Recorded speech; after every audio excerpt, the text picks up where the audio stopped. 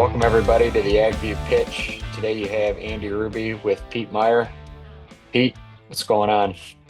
Uh, I wish more than the reality of the situation, but obviously, Andy, with the government closed and the lack of government reports and an awful lot of uncertainty about when the reports will come back up. I mean, it'll probably take them.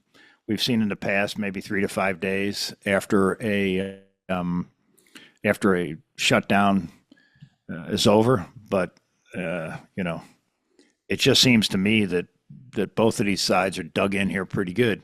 At JC Commodities, a group that I'm part of, we're part of the Commodity Markets Council, and that's a group that represents the commodity business and the futures business in Washington, D.C. And I talk to them quite frequently, and they just said that the Republicans they're just dug in. They don't see any reason for them to be moving any of this stuff. And on the Democratic side, I mean, I'm sure the Democrats would like to have some sort of continuing resolution to keep the government funded, or at least keep it reopened until the end of November.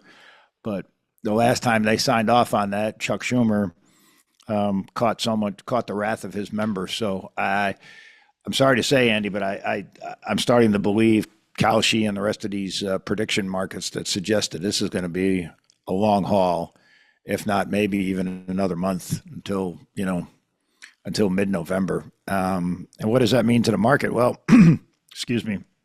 We do get grain export inspections. That's still open, but that's the only really data point that we're going to have moving forward. My fear here is that, and we have some nice contacts at NAS. Sorry. And before the shutdown, they seemed fairly confident that the lab in St. Louis would remain open during the shutdown because that is considered a critical part of the infrastructure. And the lab in St. Louis, for those of you probably know this, but they're responsible for the weight and for assessing all the samples that come in from the objective yield plots, which is a big part of the October crop production report, November crop production report, and December crop production report. Now, back in 18 or 19, I don't remember when we had a government shutdown around this time a year, there was nobody at the lab, and the samples that were sent there, the samples are all sent overnight by the enumerators because they're weighed and measured and that sort of stuff. They just started to degrade. They just sat there. And I reached out to NAS again about 2 or 3 days before the shutdown, and they seemed less confident that the lab was going to stay open. And now I have no indication one way or the other whether it's open or closed and I respect the folks at NAS. They're always very nice to me, and they're very open about their conversations. But as soon as the government closes, they can't say a word about anything. So Right. I did reach out a couple of days afterwards and said, is the lab open? And they said, really, Pete, we're really sorry, but we just can't.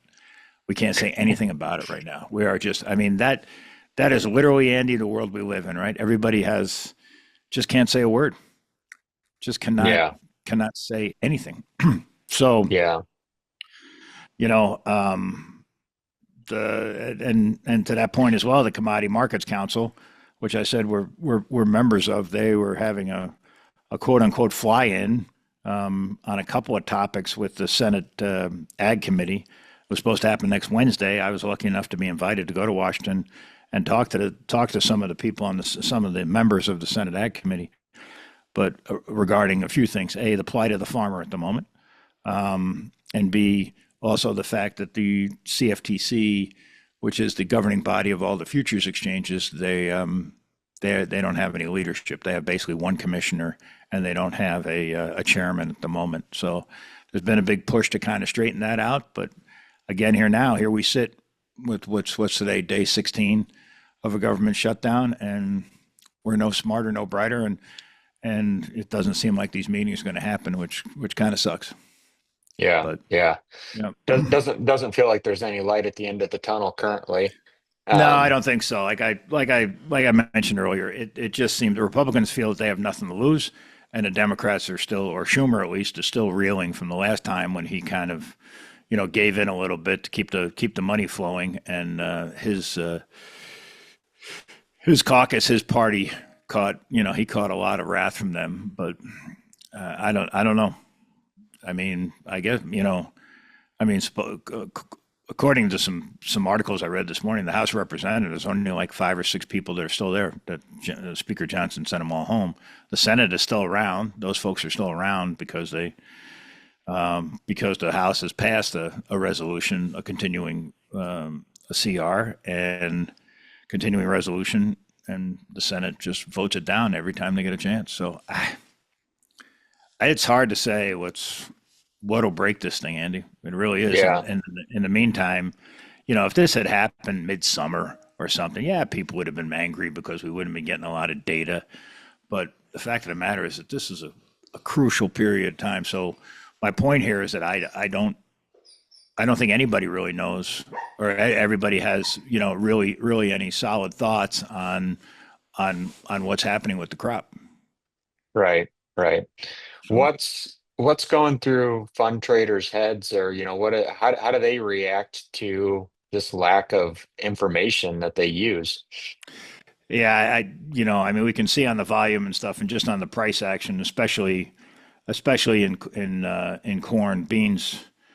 Beans are kind of reacting to his tweet or whatever he calls those things on True Social. Where one day Yeah. he thinks G's having a bad day and everything's going to be fine and we're going to meet with him, and the next day he says we're at a trade war with him, and it's exhausting. So the funds that I talk to just have no interest in it.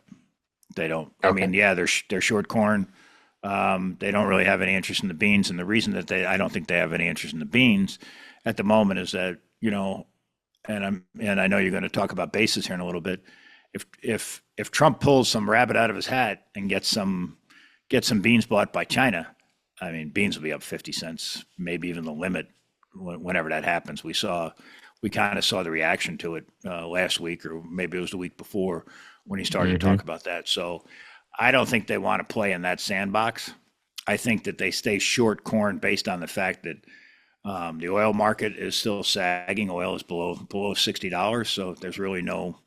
They kind of link corn with based on the ethanol with the oil prices and with gasoline prices. And it's another one Trump put out. That the U.S. consumer can expect gasoline prices to be below $2 at the pump. Well, okay, that's about 60 or 70 cents in general from where we are now. But what does that mean to the price of corn and the price of ethanol? So yeah, I think that they're willing to stay short, just based on, like I said, based on crude oil. The bean oil market, some days it shows life, some days it doesn't show life. But at the end of the day, I think the bean oil market is just, or I'm sorry, the bean market itself is just waiting to hear if he can pull a rabbit out of his hat with President Xi of China. Yeah. Yeah. And do you think that these expected payments, kind of specifically, sounds like being tied to soybeans? What indication or what reaction will the market have to that, or do they just kind of shrug it off? Well, I mean, when we look at some of these payments, okay, the big jump was obviously in 2020 when direct payments, and that includes CFAP, PPP, which was obviously was COVID related, ARC PLC, and conservation payments. That was at 45.7 billion, right? And we all saw what happened. We all saw what happened after that. The money never ended up in the farmer's pocket. It ended up in the input pocket, the equipment pocket, and most importantly, the bank pocket. Now, I get it that you can't farm without your banker, so we need to keep the bankers, quote unquote, happy, let's say. But that has been, basically, to use an old Alan Greenspan term. I mean, the prices at that point, they've been unbridled since then as far as your inputs are concerned, regardless of what your outputs look like. So, I think people look at 2020 and say, okay, that was a disaster. Yeah, it kept us alive, but it was a disaster. But then you have to start looking at, like what people forget is in 2021, like $27 billion was paid out between, again, pandemic assistance, ERP, WIP Plus. You can have a whole card of acronyms here, your ARC PLC. In 22, $15 billion was paid. In 23, $12 billion was paid. In 24, $10 billion was paid. ERS has a forecast now of another $40 billion being paid this year again. I don't know, Andy. It seems to me that they're just perpetuating the cycle of everybody who the farmer deals with having their hand out to collect this extra money. And I the root cause of that, in my opinion, is that everybody's chasing the stock market, right? So when you look at if you're a publicly traded company on your input side, on your equipment side, or whatever, you're trying to force your stock price to stay Mhm. with the market, right? Okay, so this week we had a sell off, but we're still, I guess the S&P this morning is probably 50 or 60 handles below the all-time high. That's not a lot, right? So we're still in very heady territory. And the only way they can do that is by keep raising their prices so that their balance sheets look better. So, at this point, everybody's beholden to the stock market, and the farmer's getting the short end of the stick. And I will make the argument that a lot of these payments are just supporting the stock market. Yeah, it's a very interesting perspective and makes a lot of sense. So, with the large lump sums of payments, does the market essentially just become numb to it? It's I, it's yeah, I think it does. I think that I think one of the things we cannot become numb to is the fact that the subsidies for the crop insurance amendments, right, went from in the Mhm. one big beautiful bill it was 65%, then he moved it to 80%. In my opinion, what that was that was in some way, shape, or form the government trying to get the money past the banker or whatever and into the farmer by having the farmer pay less premium on their insurance policies, right? I'm not an insurance Yeah, expert by any stretch of the imagination, but that's the way it felt to me.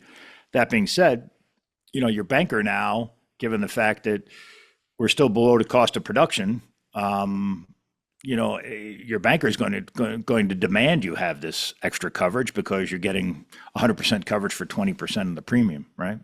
right. But just thinking back though to your question before about the direct payments.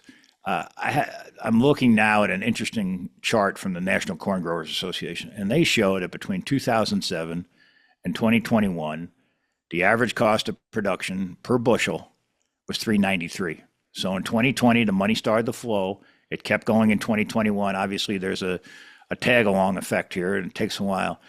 That that number between 22 and now what they expect the 26 average jumped to $5.04 per bushel cost of production. So that's $1.11 higher from the 2007 to 2021 average, from 2022 to 2026.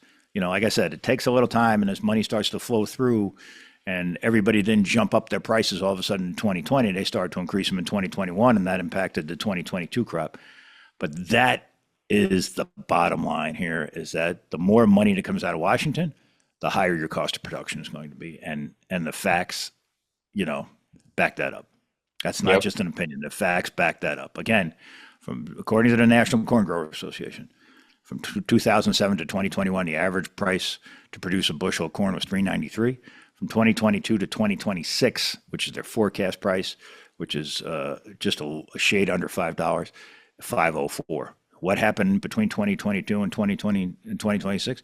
You've had this knock-on effect of all this money coming through in direct payments. As I said, 2020 was 45 billion. If we take 21, 22, 23, and 24, that's 10, 22, 37, 50, 64 billion in those 4 years. That's people, kind of don't look at. Granted, some of it, they don't really look at ARC PLC as it's a separate bucket, but it's money. And then this year at 40 billion. So your cost of production likely is not going down anytime soon based on the fact that everybody else is going to have their hand out asking for your Y- money. Yeah, exactly. The industry is just grown immune to it, and it's almost something that we're going to have to be weaned off of. The Yeah, and industry I as a mean, whole. and I think as well that, you asked earlier about the fund's opinion. I mean, the fund's opinion on corn is that, they're not stupid. They know that if you took all the amendments this year and you have all your price protection in and everything like that, and you trade below $4, you really don't care, right? Because you've got all your insurance to back that up. So, at some point, maybe they're betting on the fact that a farmer will just have to dump his or her crop and not really care about what the price is versus holding on to it. But yeah, so the impact of the what's that old saying? There's no such thing as a free lunch. There's no such thing as Yeah, free money. The impact of the free money is in my opinion is a big driver here, and you know, and then Andy, we talk about how many acres we can quote unquote lose next year, given the fact that everybody's below the cost of production. I know rice is well below the cost of production, cotton is below the cost of production, everything's below the cost of production. The fact of the matter is if you have an 80% subsidy on your amendments, you're going to plant. right, right. And it has to get planted to something, or most Right, guys and will I plant it to something.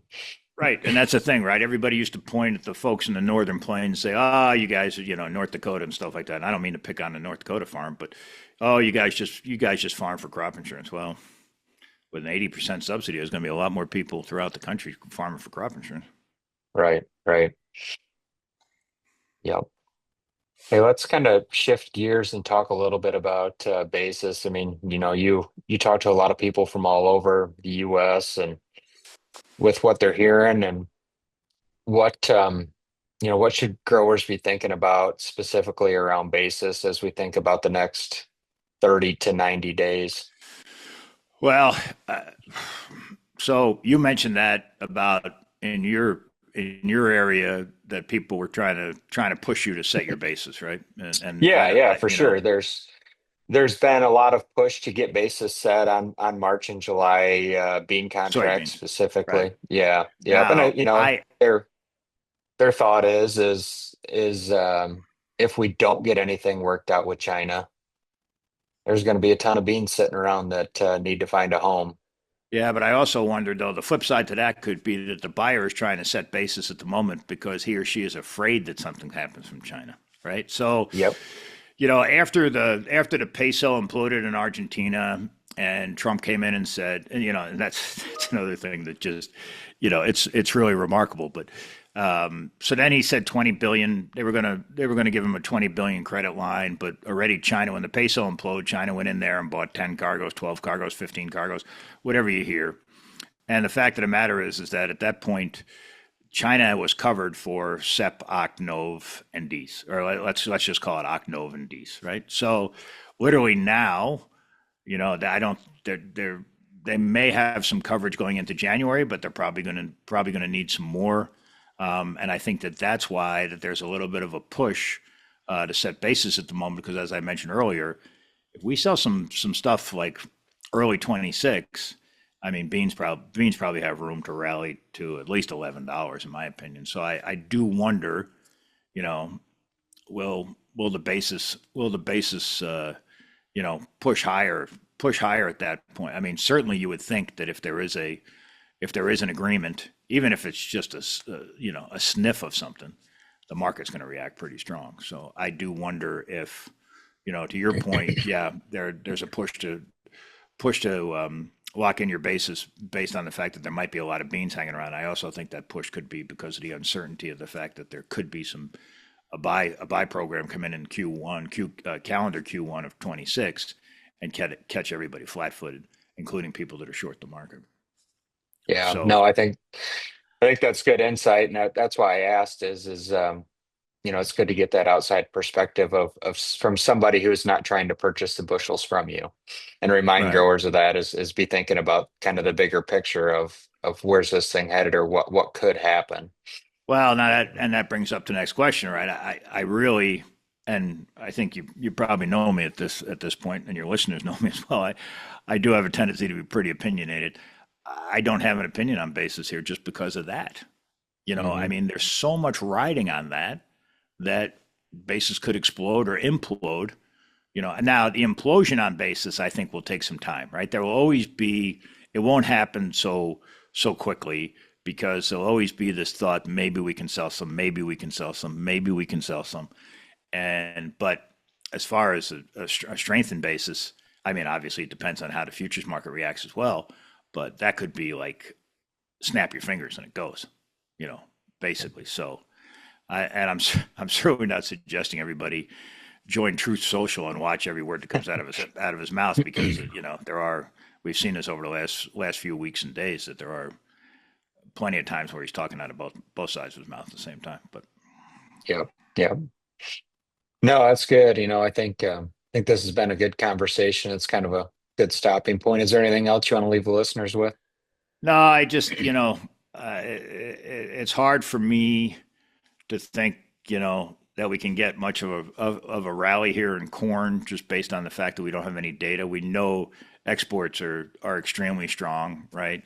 I do worry a little bit about the fact that there's some fluff in the residual demand number that was put out in September. Well, actually, it was put out in August that we have to kind of churn through. I don't necessarily know that if we were to go to last year's yield, let's say around 180, I'm not really sure that we're going to see a dramatic increase in prices. But we'll kind of see. But I think that at the moment, unfortunately, we're holding on for dear life for in the bean market for any sort of meeting that he has with Chi, and then on the corn market, I think we're kind of stuck in no man's land. But that being said, I don't really see the funds. Sorry about the phone buzzing in the background. I don't see the funds like pressing this thing. We've seen that. Like today is a perfect example. Today's Thursday the 16th. We're back up to 420 again. They just don't.